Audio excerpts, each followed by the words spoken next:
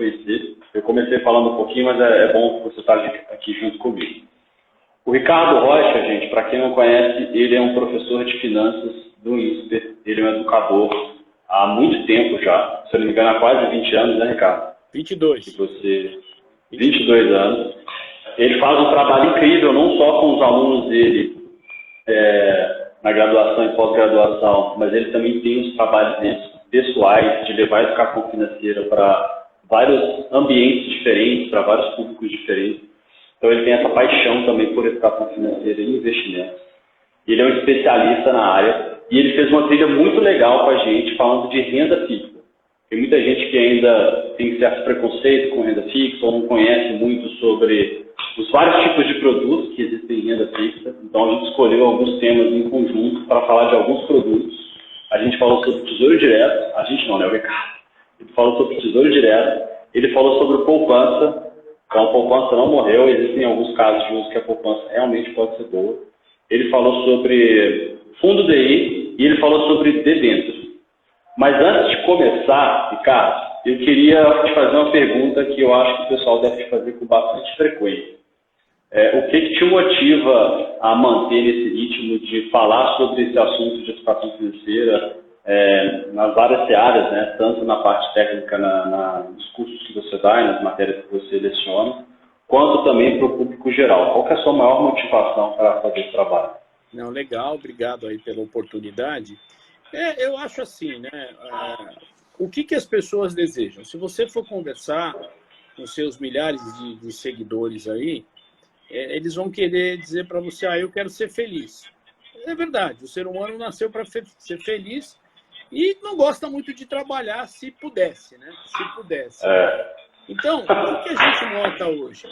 O aumento da longevidade, a busca da felicidade, e essa busca da felicidade significa experiências, viagens, compartilhar com as pessoas que você ama determinadas coisas, né? E cuidar da sua saúde. Então, assim, essas coisas demandam dinheiro, né?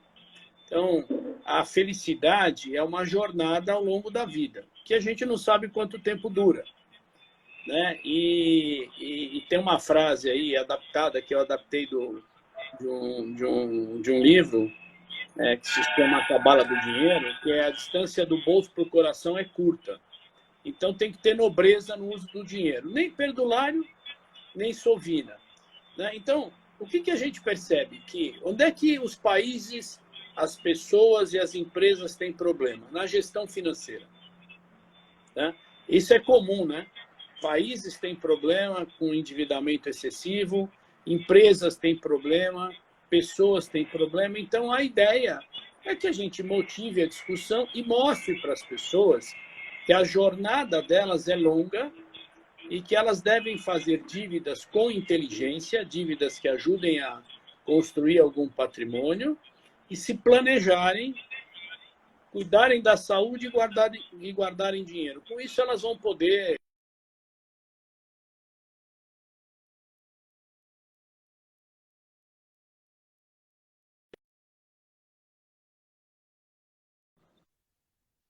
Tá me ouvindo? Recusar aqui. Perdão. Não, Perdão. tudo bem. Essas coisas acontecem. Pode continuar, Ricardo, desculpa. Então, como a jornada da vida é longa, é importante que a gente guarde dinheiro, faça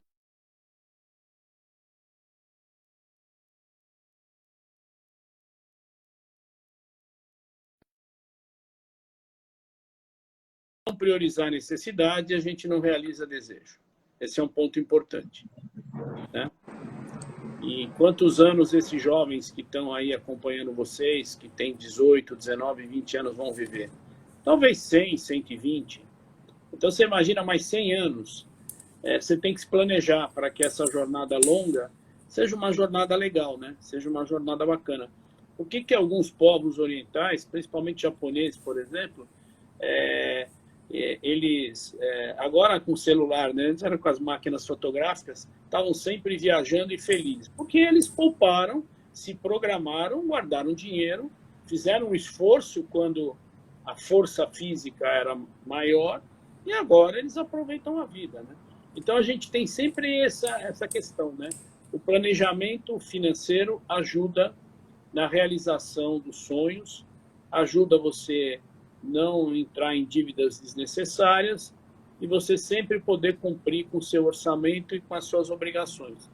Então, eu sou motivado porque eu vejo muita gente com problema. Como a gente não pode ajudar todo mundo financeiramente, mas a gente pode ajudar compartilhando o conhecimento. A gente acha que a gente vive uma era de compartilhar o conhecimento, né? A minha geração, a gente sonhava muito pelos livros, pelas revistas, né? Eu conheci o mundo primeiro pelo National Geographic, pelas fotos. Depois eu me programei e fui viajar, né? Então, o que eu sinto é que há uma ansiedade muito grande dos jovens. Hoje a pressão é para que eles saibam muito, mas como tem que saber muito, você acaba sabendo muita coisa com pouca profundidade. Então, como essa jornada é longa, eu sempre falo, calma, respira, se dedique. Você é o protagonista da sua vida financeira, então não delegue para ninguém decisões, não culpe ninguém pelos erros, né? Eu até brinco muito, se a infância não foi a desejada, mas foi aquilo que os pais puderam oferecer, reconstrua a sua infância, né? E como é que eu reconstruo a infância? Eu preciso me planejar com dinheiro. Então, eu já tenho uma motivação legal, que é reconstruir a infância, né? Os sonhos que eu eventualmente não pude realizar, se eles forem importantes, né? Então, como eu vejo muita gente com problema, e problemas que levam em tempos de pandemia, mais ainda, isso ficou comprovado, levam ao fim de uma relação formal, como um casamento ou um namoro, levam empresas a quebrarem, né? Então, compartilhar aquilo que, nesses últimos 37 anos de trabalho, eu consegui acumular, dos quais 22 como professor, pesquisador, acho que é bacana, é legal. É o legado que a gente pode deixar para alguém. É compartilhar aquilo que a gente demorou muito tempo para acumular e que hoje parece fácil quando a gente entra numa live. Mas foram 37 anos de estrada para sentar diante do celular e se sentir confortável de falar sobre esse tema, que eu acho importante. Quando a gente fala do ESG hoje, dessa questão ambiental, social e de governança, se não tiver equilíbrio fiscal do governo, das empresas e das pessoas, ninguém vai olhar o meio ambiente. Porque se eu não tenho um equilíbrio, eu como indivíduo, nas finanças, muitas vezes eu vou tomar uma atitude não adequada em relação ao meio ambiente, porque eu preciso comer, né? Acho que essa discussão ela é mais ampla do que a gente faz, né? Você pega o caso da Amazônia, 25 milhões de pessoas moram lá. A gente precisa prepará-las para gerarem renda e não destruir a floresta. Muitos não destroem a floresta com objetivos de aproveitar, de terras indígenas e tal. Simplesmente é falta de consciência, né? E alguém fala o sonho pode demorar anos. Pode. Então, a gente vai sonhando um pouquinho de cada vez e tem que se preparar. O que acontece é que, quando a gente antecipa sonhos, isso vira um pesadelo. Então, o excesso de endividamento, aí, de fato, ele destrói todos os sonhos que você pode ter. É óbvio que a gente passa desejos, passa vontade, mas na medida que a gente vai tendo uma organização do orçamento, vai buscando eventualmente uma fonte extra. Fora do Brasil é muito comum as pessoas terem 2 empregos, trabalharem de segunda a sexta num local e no final de semana em outro, né? Eu sempre incentivo que todo mundo, além de trabalhar como empregado ou como prestador de serviço, tem muito talento. Põe o seu talento para gerar renda a seu favor, né? Com certeza você antecipa o seu sonho. Mas a Eliane tem razão, às vezes demora um pouco. Mas aí você tem que dimensionar o sonho, a sua geração de caixa, né? E felicidade e dinheiro andam juntos, mas para você ser feliz, você não precisa ser milionário. Basta ter equilíbrio financeiro. Então eu tenho que encontrar um ponto ótimo ao longo da minha jornada, né? Eu queria pegar também o seu aprendizado e a sua experiência acadêmica para falar de um assunto que está muito em alta hoje, né? Acho que os próprios órgãos públicos colocaram em voga o assunto da educação financeira como pauta de política pública prioritária, né? O próprio Banco Central está fazendo uma agenda muito forte, o Ministério da Educação, as faculdades privadas já estão cada vez mais colocando isso como pauta prioritária de todos os cursos da graduação. E eu queria que você compartilhasse com a gente, do seu ponto de vista, na sua atuação na faculdade que você trabalha e nas outras esferas, tanto do ensino superior, e se você tiver conhecimento também do ensino básico, o que ainda falta para a gente mudar essa realidade no Brasil?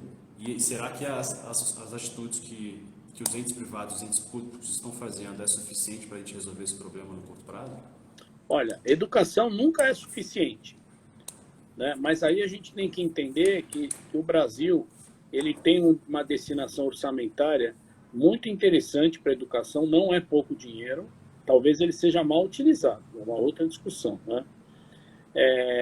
Eu acho que tem algumas coisas que vêm de dentro da família. Então, até 1993, a gente vivia um processo inflacionário muito crônico. Então, pessoas que tinham 30 anos lá, que hoje estão na faixa de 60, ficaram contaminadas por esse processo inflacionário. Tanto é que, quando vê o índice de inflação subir na televisão, já ficam apavorados. Por quê? Porque sentiram na pele o quanto isso destrói o orçamento. É aquela tal compra do mês, que é algo que não tem muito sentido, né? Se os preços fossem equilibrados, eu não precisava fazer... Ainda mais agora que eu compro pelo celular, né? Então, eu acho que, primeiro, é uma coisa que vem da família, né? O brasileiro precisa mudar um pouco a educação dos filhos. Mostrar que é muito difícil se você não ajudar seus filhos numa boa educação. E outra coisa, comparar momentos de vida não funciona. Funcionou 30 anos atrás, hoje não funciona mais.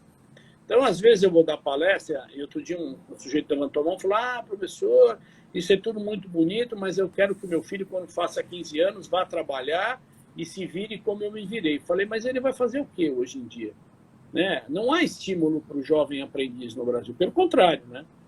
A gente cortou esse estímulo com uma boa intenção, mas não sei se ela foi boa, né?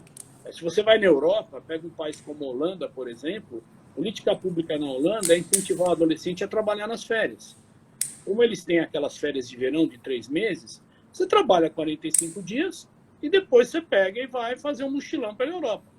Em vez de pedir para o seu pai, você usa o seu recurso, que é mais legal, né? É mais gostoso, né? Você ter esse poder de compra.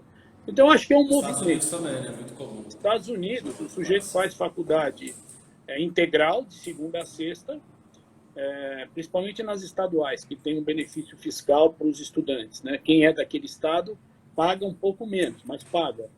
E o pai, que já está ajudando a pagar a mensalidade, fala: meu filho, pega um emprego aí de sábado e domingo no shopping, né? E a gente, muitas vezes no Brasil, vê isso, as famílias, inclusive de classe média, olham para isso como uma coisa: não, como meu filho e minha filha vão trabalhar?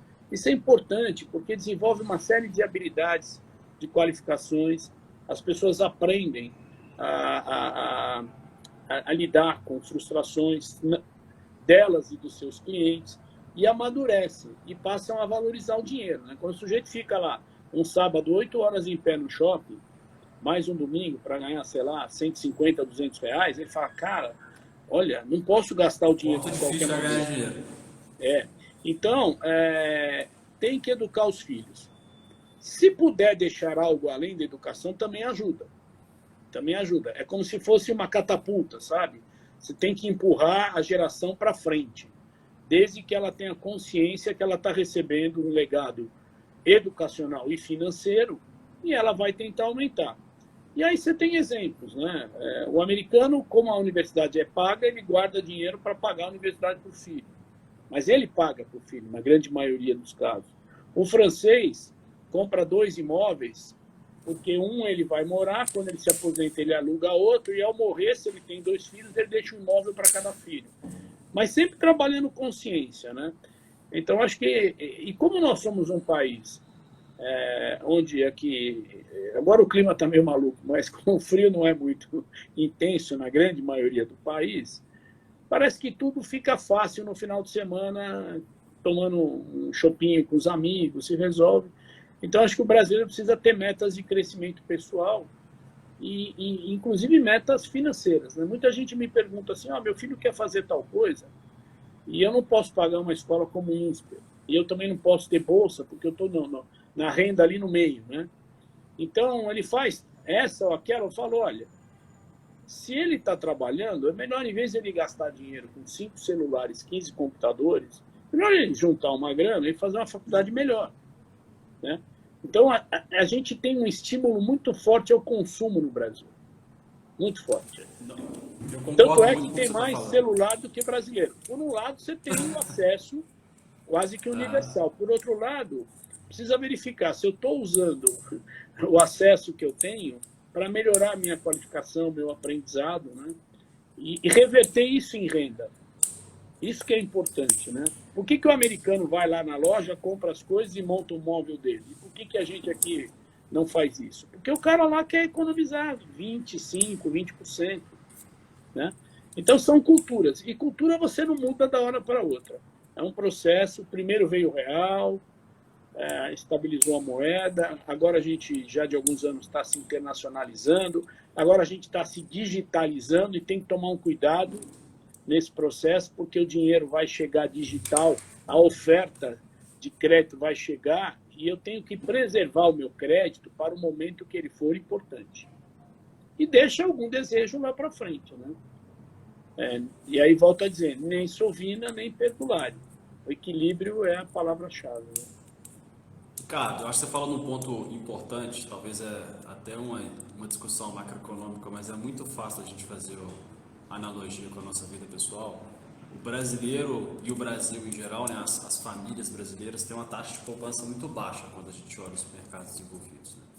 Isso é uma coisa que o país não está conseguindo evoluir nas últimas décadas, que a gente acreditou quando a gente estuda história econômica que isso ia acontecer com a evolução do plano real e a estabilização da inflação. Como, na sua opinião, tá, o que o jovem pode fazer para se conscientizar da importância da poupança, além de toda a conscientização que é importante ele ter uma familiaridade com o trabalho, com o valor do dinheiro o mais rápido possível para valorizar todas as vantagens e tudo que isso proporciona, mas o que ele pode fazer de fato no dia a dia, não dependendo de ações externas, para entender o valor da poupança no tempo? Primeiro, criar um orçamento e uma meta de guardar dinheiro. Eu nem vou usar a palavra poupança, porque não é só a caderneta de poupança, que também não é tão ruim, não, dependendo do caso. Ter uma meta. Eu preciso ter uma meta para guardar dinheiro. Qual é o tamanho da meta? Mas no início é o tamanho do que eu consigo fazer. Né? Quer dizer, o que eu consigo gastar e com o meu orçamento, o que eu posso não gastar e não vai mexer muito a minha qualidade de vida. E aí tem esse trade-off, é uma troca, é uma escolha. Eu estou escolhendo, muitas vezes, um consumo desnecessário em troca de um consumo muito melhor no futuro. Então, tem que ter uma meta. Por que a poupança ajuda, né? No começo? Vamos supor que eu não tenha dinheiro nenhum guardado. Por que a caderneta de poupança no começo ajuda? Porque eu abro a conta lá com R$30, ele tem multidata, né? Não deu tempo de ir no banco, vai na lotérica. Né? Então, assim, bota uma meta por semana. R$15, R$20, R$50, dentro da realidade dele. O que ele vai perceber? Demora para juntar dinheiro, demora. Só que aí ele vai buscar aumentar os seus ganhos para poupar mais. E aí vamos supor que ele juntou R$5.000. Bom, ele já tem uma série de outras alternativas para investir. O mais legal, se ele entrar no shopping, sei lá, 70%, 80% do que se vende no shopping dá para comprar com R$5.000. Tirando uma televisão, ou um computador, ou um celular muito acima do normal. E, claro, estou falando coisas sem considerar uma marca internacional. Mas R$5.000 é muito dinheiro. Aí eu acho que ele deveria dizer o seguinte, cara, eu tenho uma grana que dá para comprar 80% dos produtos que estão aqui. Mas olha como eu demorei um pouquinho para juntar esse dinheiro. Então, eu vou botar uma meta de comprar uma coisa mais importante e não vou gastar. Então, quando eu tenho o poder de consumir, eu vou refletir se de fato eu necessito. Então, eu não vou descarregar no consumo a minha ansiedade, a minha angústia, a minha tristeza. né? Pelo contrário, eu vou falar, não, olha, essa... É como se eu morasse no deserto e falasse assim, ó, o meu oásis está aumentando. Eu preciso cuidar dessa água aqui, porque é ela que vai me permitir, no início, sobreviver e depois dar sonhos maiores. Prosperar. Né? Prosperar. E é assim, tem que querer fazer. Né? O que a gente nota, e eu posso te falar isso, porque eu sou um pouquinho mais velho que vocês, tenho vários casos que eu entrei em contato ao longo da minha vida, já não é nem da minha carreira, eu tenho 59 anos e 37 de carreira no mercado financeiro. Trabalho antes disso, mas no mercado financeiro, direto ou indiretamente, trabalho há 37 anos. Eu vi muita gente que tinha um salário razoavelmente pequeno, não baixo, mas não muito alto, que botou meta. E ao se aposentar, fez o que queria. Por exemplo, viajar e conhecer Europa, Estados Unidos, Ásia. Teve paciência, né? Mas não se endividou. E, ao mesmo tempo que esperou para realizar o sonho de conhecer o mundo, comprou sua casa, teve seu carro, ajudou os filhos a terem uma formação boa. Então, a questão do orçamento é muito interessante, sabe? Eu já fiz alguns trabalhos em empresas que eu não gostava muito do nome, não, que era clínica financeira, porque mesmo que eu não sou psicólogo, né? Não tenho essa competência. Segundo, que os caras colocavam uma toalha branca com uma garrafa de água, que me parecia... Eu estava numa sessão espírita, era outra coisa. Mas o que era muito, muito rico de informação é que entravam colegas, um depois do outro, que trabalhavam na mesma área da empresa, com o mesmo salário, com a mesma estrutura familiar, um poupador e o outro endividado. Aí você fala, cara, o poupador, o perfil poupador entrava tenso, preocupado. Será que eu posso fazer mais? O perfil gastador entra contando piada. Ô, professor, será que funciona esse negócio aí? Acho que não, hein? Aí você tem que ir lá bater um papo com o meu chefe e pedir um aumento, hein? Então, assim, é interessante, né? Como as pessoas lidam com dinheiro. E não é muito fácil, não. Tanto é que eu faço um desafio para todo mundo que está nos escutando agora e depois vai nos ouvir, tentar revisar o orçamento e passar a botar uma meta de poupar 20% do seu ganho bruto mensal. Você vai ver que não é fácil.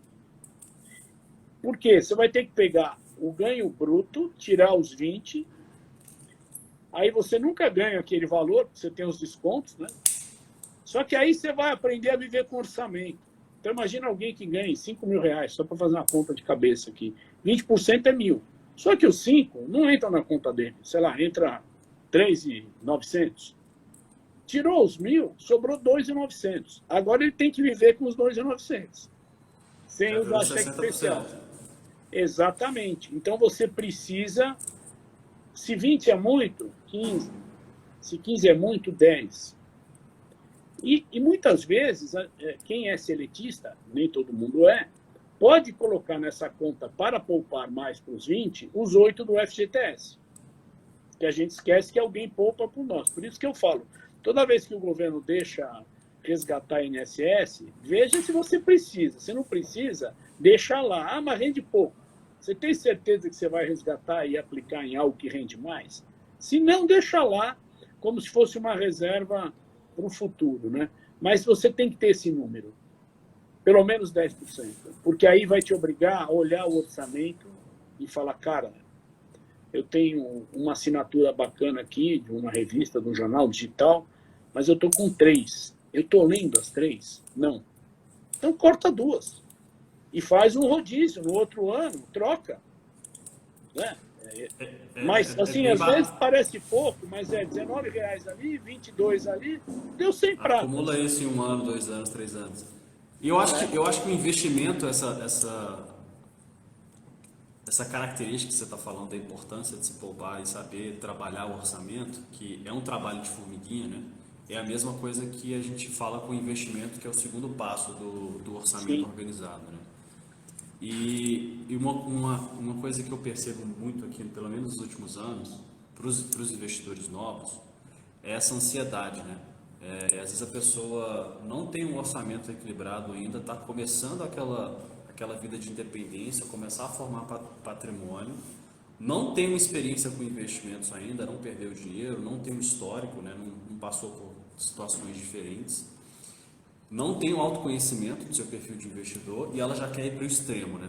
Então a pessoa não formou nem os pilares adequados de saber lidar com o dinheiro, até emocionalmente, e quando ela vai trabalhar aquele dinheiro, ela se sabota, né? Então, eu queria ver, talvez até se você pudesse trazer um caso Vou assim, te dar um pessoal. exemplo recente. 2 amigos, né? A gente não dá nome e tal, trabalhando, fazendo estágio e tal. Um começou a comprar coisas pela Amazon. Legal. O outro começou a comprar a BDR da Amazon. Ele falou, eu não vejo um monte de gente comprar coisa que não precisa. Então, essa empresa vai dar muito lucro. Eu quero ser sócia dela. Né? É uma forma diferente de pensar. Né? Eu não estou fazendo recomendação, só fazendo esse disclaimer aqui. Eu dei um exemplo porque muita gente já comprou produtos pela Amazon, né? E aí o cara teve a sacada. Ele falou, eu não estou precisando comprar nada. E eu estou vendo que meus amigos estão comprando tudo. Sabe o que eu vou fazer? Agora varejou o BDR, vou comprar o BDR da Amazon. Você vê como é que a gente olha as coisas de uma maneira diferente, né? É aquele velho conceito, né? Você vai para um país onde todo mundo anda descalço e fazer uma fábrica de chinelo, um vai falar, imagina, ninguém vai comprar. O outro vai falar, não, se eu conseguir mostrar que o chinelo ajuda o cara a andar melhor, machucar menos o pé, eu vou fazer sucesso. Né? Então, e um ponto que eu acho importante, a gente precisa ser realista, mas tem que ter um pouco de otimismo na nossa vida. Porque uma vida sem otimismo, a gente sempre vai achar que o próximo passo não é para nós. É para outro, mas não é para nós. Então, seja otimista, sabe? Não reclama que é segunda-feira ou que é sexta, que é melhor que segunda. Eu sempre falo, né? Se você fosse fazer um valuation da sua vida, considerando, para quem está nos assistindo aí que é mais jovem, vai viver 100 anos, tem 20, são 80. 80 anos. As pessoas falam, nossa, é muita coisa. Eu falo, não sei. Multiplica por 54, que você vai ver que não é tanto. Aí o cara fala, mas o que são 54? São o número de domingos no ano. E o domingo representa a felicidade, o dia da família, o dia do futebol, o dia para ir no cinema, não é isso? O dia para comer pizza. Então, como essa vida ela é muito legal, eu preciso me preparar. Então, tem que ser otimista. Mas realista no sentido de que, vou viver muito. Então, calma, não preciso trocar o celular agora, não preciso trocar o carro agora. Sempre inteligência e tirando a componente emocional. Mas se não tiver o orçamento mensal, não vai sair para um processo mais, vamos dizer assim, elaborado de investimentos, né? Vai passar pela renda fixa, inicialmente uma renda fixa mais simples, depois vai para uma renda fixa um pouco mais elaborada, depois, se o perfil de risco e a capacidade de perda permitirem, vai para a renda variável, né? Eu sempre brinco que as pessoas falam que é importante ter reserva de emergência, é verdade. De 6 a 18 meses e um orçamento alternativo, mas também elas têm que ter uma reserva de oportunidade. Porque se o perfil delas permite comprar ações, tem momentos que a bolsa toma uma chacoalhada e ninguém entende por quê. Aí você olha, tem várias ações, excelentes pagadoras de dividendos, que caíram 20%, 30%. É a hora de comprar. É a hora de comprar. Então, e cada vez que você recebe o dividendo, não pega o dividendo para tocar o celular, vai para a renda fixa. Né? Aprenda a perceber que uma gestão financeira com estratégia, com inteligência, você vai errar pouco. Algum erro todos nós vamos cometer. Eu que sou professor de finanças, fico pensando sempre em valor presente líquido, né? Às vezes eu até me cobro, puta, perdi dinheiro aqui. Aí a pessoa fala, não, eu falei, não, tá, tudo bem, faz de conta que eu não perdi, mas eu perdi. Perdi do custo de oportunidade, né? Mas assim, acho que é importante. E hoje a gente tem aí uma série de empresas como vocês oferecendo conteúdo de qualidade, ajudando as pessoas, cheio de plataforma, aí é um supermercado financeiro, né? Mas eu preciso começar a guardar algum dinheiro, depois eu preciso entender o que eu quero fazer com o dinheiro, qual é o meu objetivo, daqui quanto tempo, e aí eu vou escolher os produtos adequados. E de tempos em tempos, como todo mundo faz, governo faz, empresa faz, vou rebalancear a minha carteira, né? Mas eu preciso começar com uma meta para guardar dinheiro. Você deve ter visto aí o exemplo que eu dei do meu amigo taxista, né? Que falou assim, claro que eu guardei dinheiro. Claro que eu guardei dinheiro. Só pego o cliente professor chato de finanças. Mas eu agradeço vocês, que veio a crise, eu tinha lá 120, 130 mil reais na poupança, falei para a família, calma, ninguém se desespera. Isto é uma coisa que o dinheiro proporciona e que é importante. Essa tranquilidade em alguns momentos.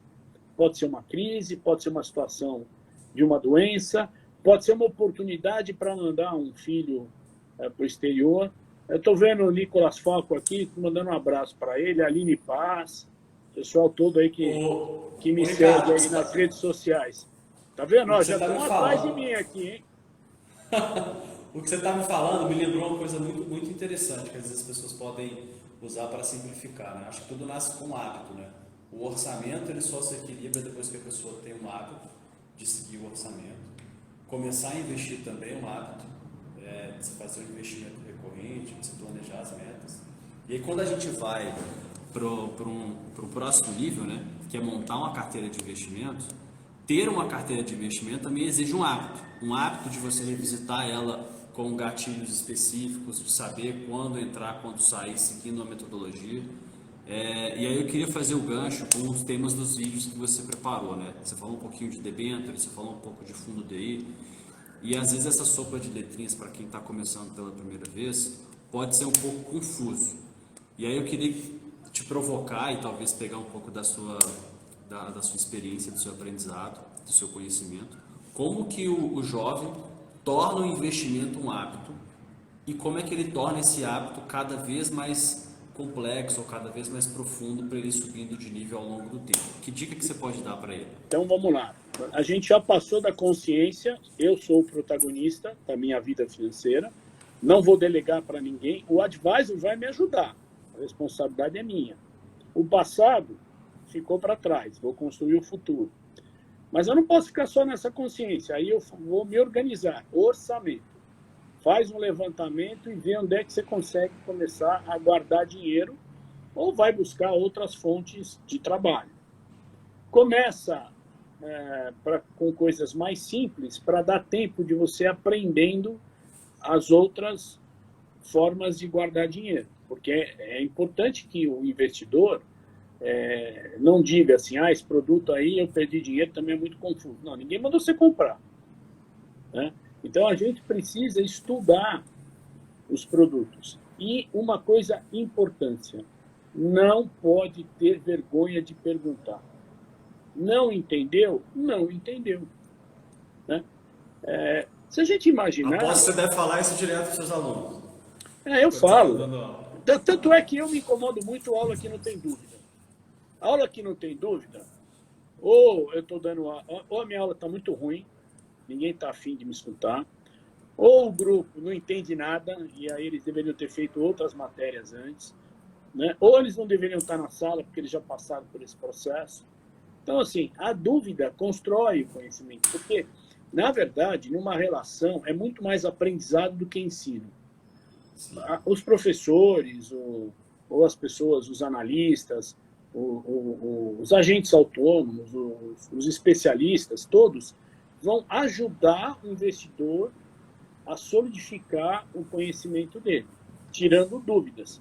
O processo de aprendizado é do investidor. Ele tem que se esforçar para poder aprender.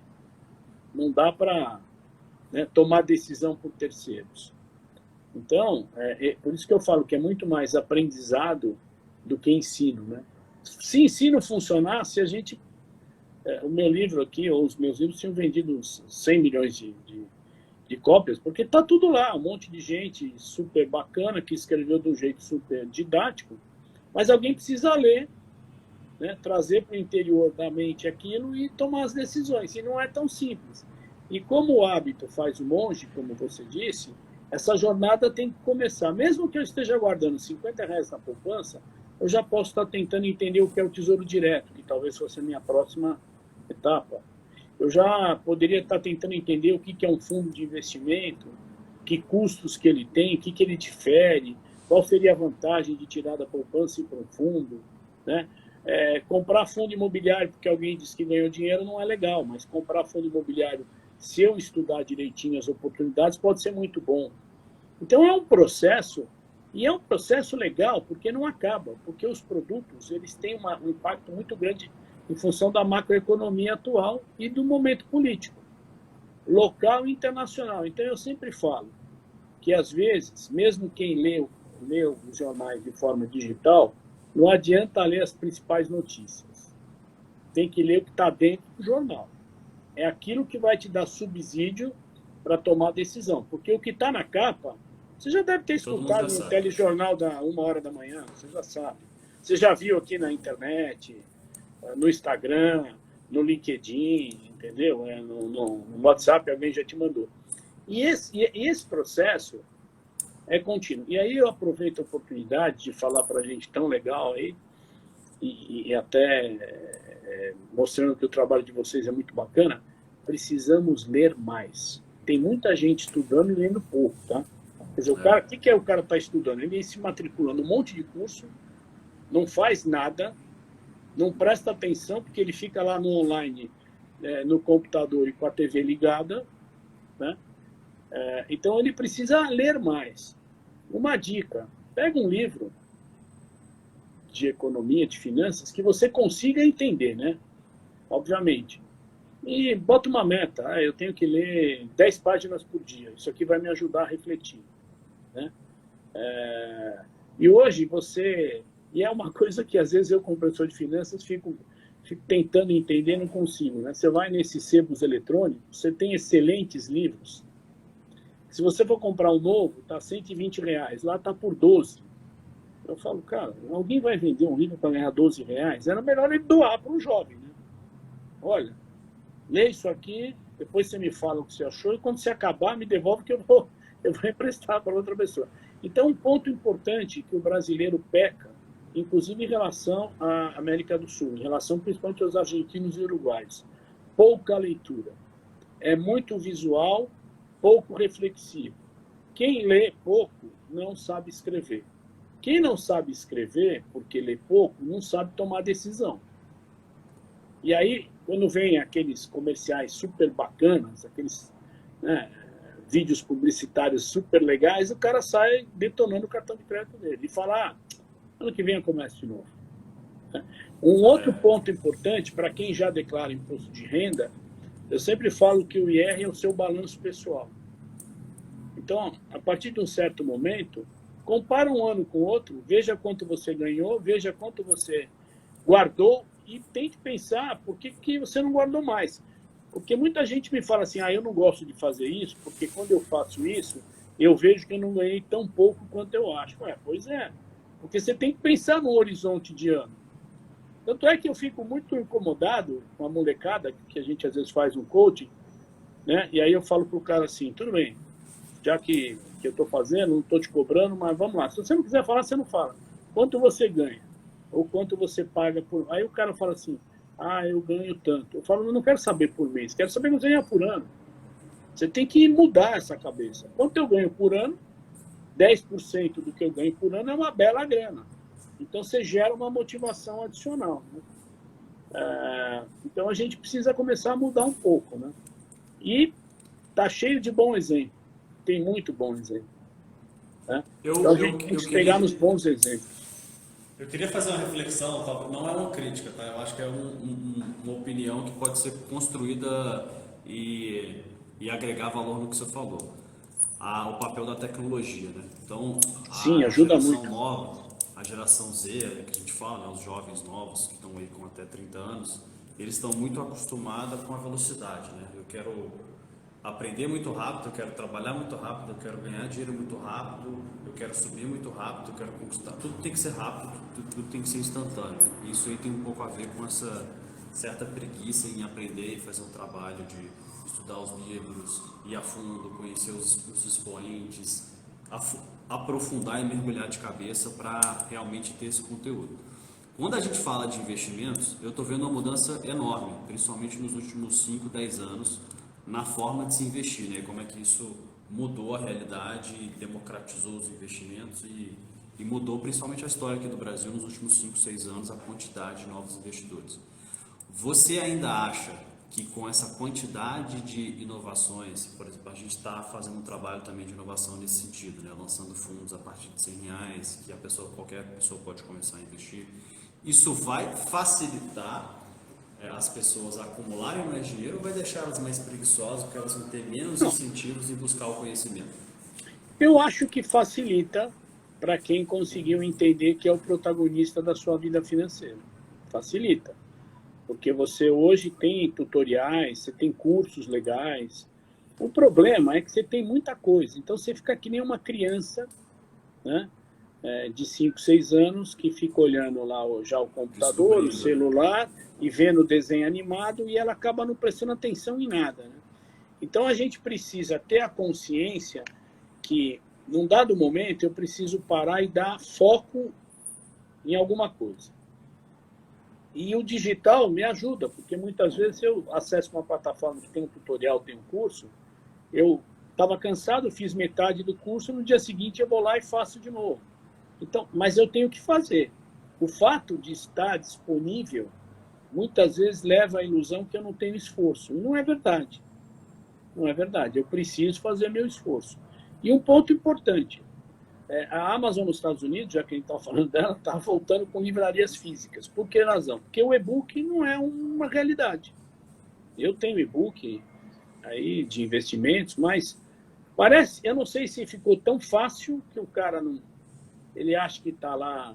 Aí eu já vi gente falar, puta, mas é um saco, porque eu ia ler o e-book no fim de semana, aí eu tenho que baixar no meu celular, aí eu vou gastar o meu celular, o meu acesso. Então percebam que antes, eu, por exemplo, acho fantástico isso que você falou, absolutamente fantástico. E eu dou o meu exemplo, de ir aos 9 anos na Biblioteca Mário de Andrade, aí no centro da cidade, fazer pesquisa.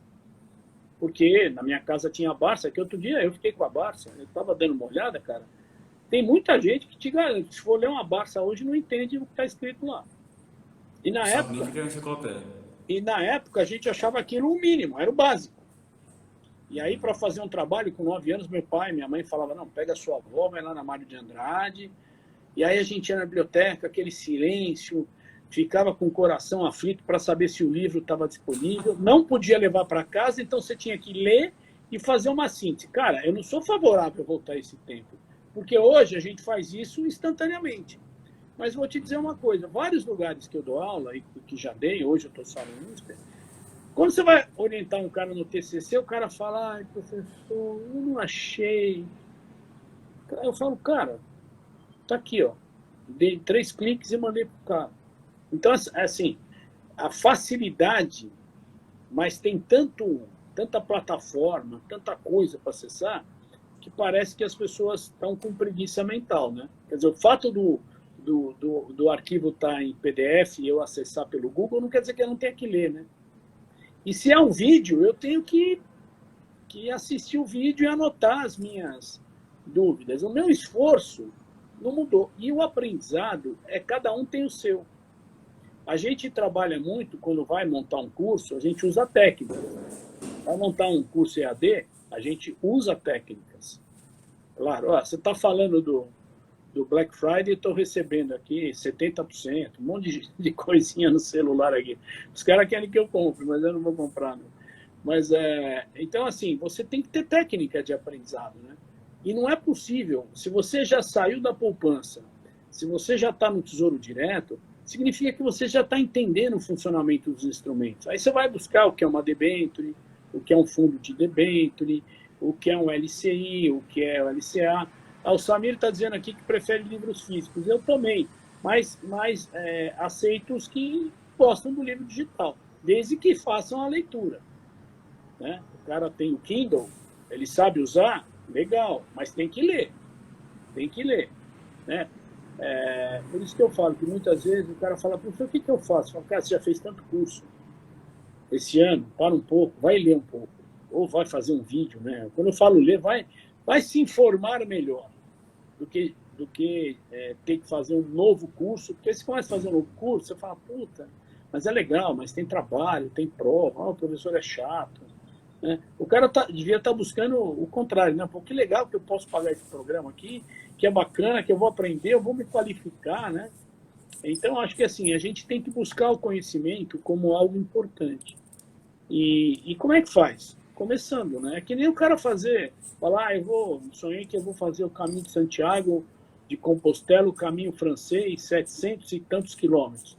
Tá bom. Aí você olha pro cara e fala, meu, se você for fazer isso aí, você vai levar 10 anos.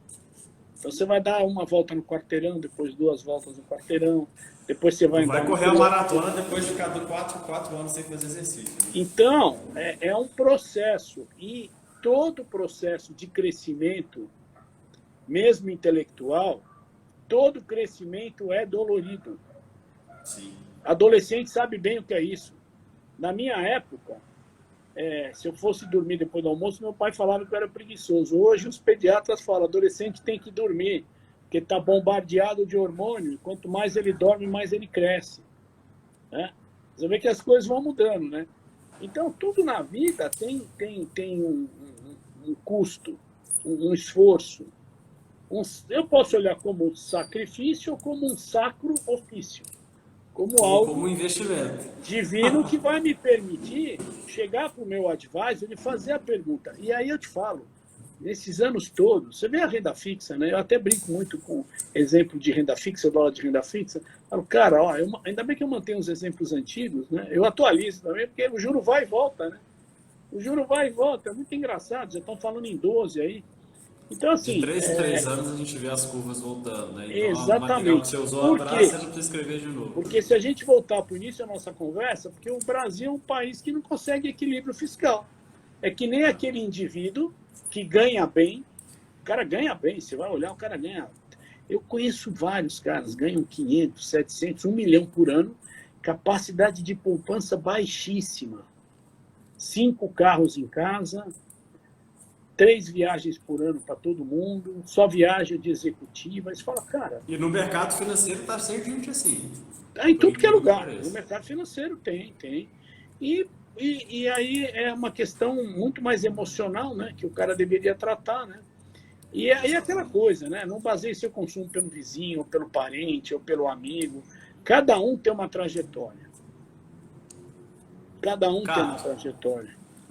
eu queria aproveitar aqui no que a gente está chegando no final e te pedir um favor, se você pudesse contar aqui para quem está seguindo a live, como é que eles podem conhecer melhor o seu trabalho, Tá bom. todo o trabalho literário que você já fez, os livros que você já escreveu, as palestras que Eu você já fez. tenho 2 livros mais atuais. Eu tenho vários. O meu primeiro livro, ano que vem, faz 20 anos. Eu quero ver se eu faço uma edição comemorativa, né?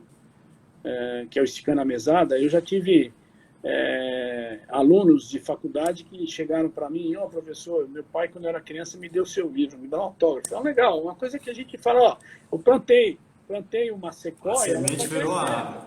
A sequoia vai viver 5 mil anos. Eu não, mas ela vai. Né? Ela vai dar frutos. Né? Então, eu tenho 2 livros atualmente. Um pela editora Manoli, que eu sou organizador e autor, chama Planejamento Financeiro Pessoal e Gestão do Patrimônio, que está com um cupom de desconto de 30%. Eles Aproveita. encontram onde seu livro? Você Nas encontra na livrarias? editora Manoli. Na editora Manoli. Tá. E na Amazon, também na Amazon. E na Amazon você tem o meu livro pela editora Sampo de investimentos, que é um livro mais adequado para quem está começando a jornada. Ele chega até a ser engraçado, porque eu procurei, em cada capítulo, ser técnico, mas dar exemplos da realidade. Eu conversei com muitas pessoas.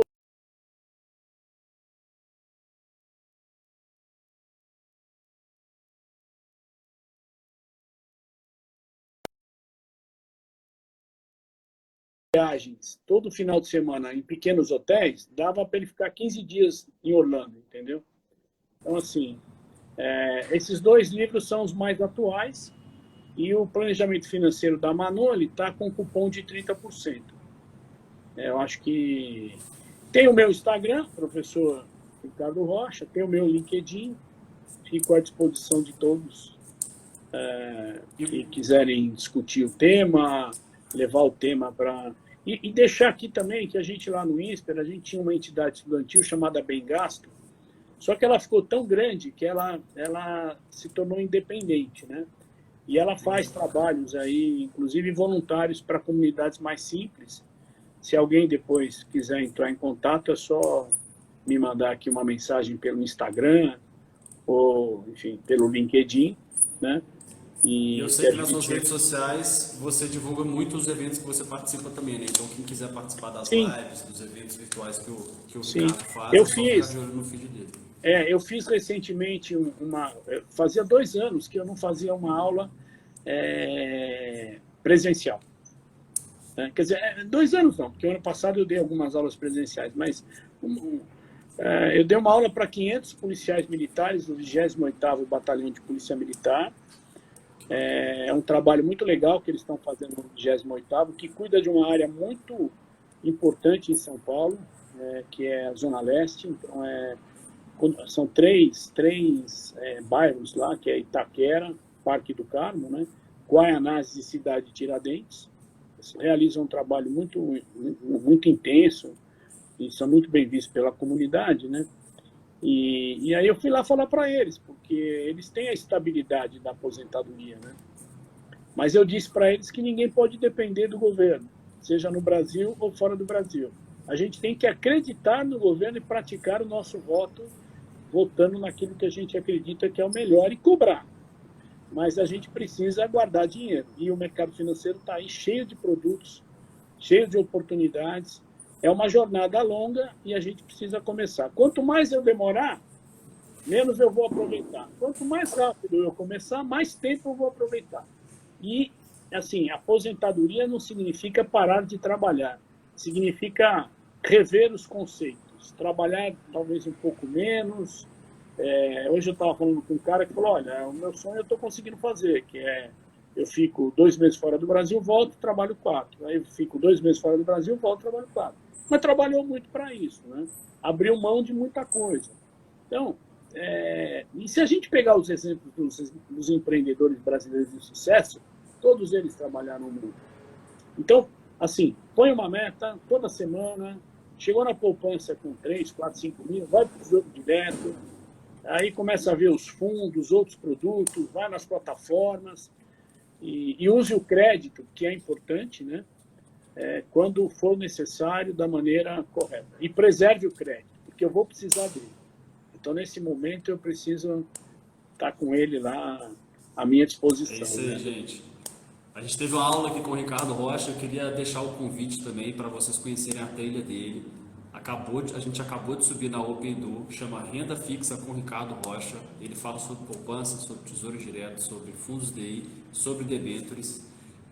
Convido vocês a seguirem ele nas redes sociais. Ele faz um trabalho muito bacana de conscientização financeira, usando essa linguagem simples que vocês viram aqui na live. E Ricardo, quero agradecer muito o seu tempo. Ficou sensacional os vídeos. A gente estava aqui participando do dia da gravação e a edição ficou muito legal. Inclusive a gente fez algumas brincadeiras ali com alguns conceitos que você levou. E é isso que a gente quer levar para vocês. Parabeniza toda a sua equipe aí que me atendeu muito bem. Foram muito agradáveis aí. Patrícia, Cláudia, todos. Eles viraram seus fãs aqui. E já falei para eles que a próxima nós vamos lá para a Bolsa e vamos lá para o pátio do colégio.